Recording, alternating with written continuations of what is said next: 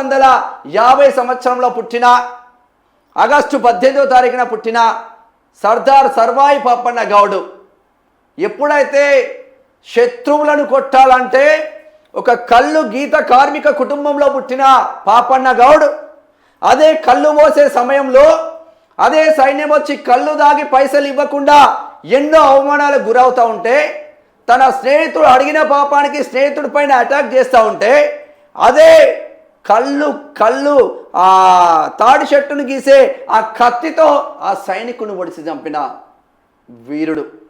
అక్కడి నుంచి మొదలైన పాపన్న గౌడ్ పోరాటం ఏకంగా వరంగల్ కోటను స్వాధీనం చేసుకున్నాడు, భువనగిరి కోటను స్వాధీనం చేసుకున్నాడు. ఒక గౌడ బిడ్డ ఎంత పోరాటం చేసిండో ఆయన పోరాటం మర్చిపోతున్నాం మనం. బాబర్ ఏం చేసిండు, అక్బర్ ఏం చేసిండు, ఈ పోరాటాల మీరు చెప్పిన చరిత్ర సర్దార్ సర్వన్న పాపన్న గౌడ్ పోరాట చరిత్ర ఎందుకో పుస్తకాలలో ప్రింట్ చేస్తలేరు మీరు.